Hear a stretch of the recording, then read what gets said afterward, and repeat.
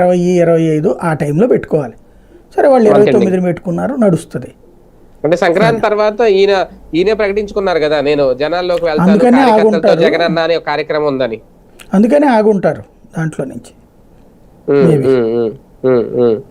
4 ఏళ్ల పాటు ప్రభుత్వం అప్రమత్తంగా ఉండేలాగా ఒక అలర్ట్ అవుతాయా రేపొద్దున ఈ ఉద్యమాలు, వీళ్ళు ధర్నాలు చేసి దానికి అసలు దీనికి సంబంధమే లేదు. అలర్ట్నెస్ అనే సంబంధం ఉండదు. యాజిటేషన్స్ చూసి అలర్ట్నెస్ ఎప్పుడు ఉండదు. మీడియాలోనే కనబడుతుంది ఓపెన్గా.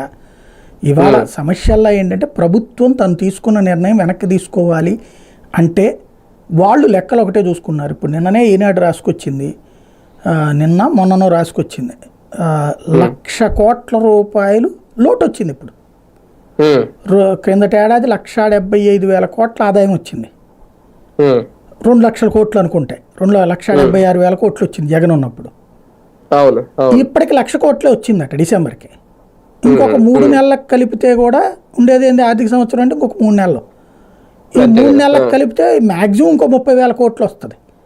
1,30,000 1,40,000కి మించి రాదు. అంటే ఒరిజినల్గా అనుకున్నటువంటి బడ్జెట్లోనే 30,000-40,000 కోట్లు లోటు వస్తుంది ఒరిజినల్ లెక్కల్లో, రెవెన్యూ ఖర్చుల్లోనే. ఇప్పుడు మరి వీటికి ఏం చేయాలి? తీసేయాలి. ఇప్పుడు ఖర్చుల్ని తగ్గించుకోవాలి. ఇందులో 2 మనం సంపాదించుకోవడం, 2వది ఖర్చు పెట్టడం.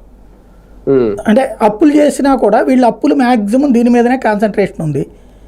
ఇది మన రాజధాని రోడ్లు ఇట్లాంటి వాటి మీదనే కాన్సన్ట్రేషన్ ఉంది. అప్పులు ఏమి సంక్షేమ పథకాలకు ఇవ్వట్లేదు కదా. సంక్షేమ పథకాలకు ఇవ్వకుండా జనం చేతిలో డబ్బులు లేకపోతే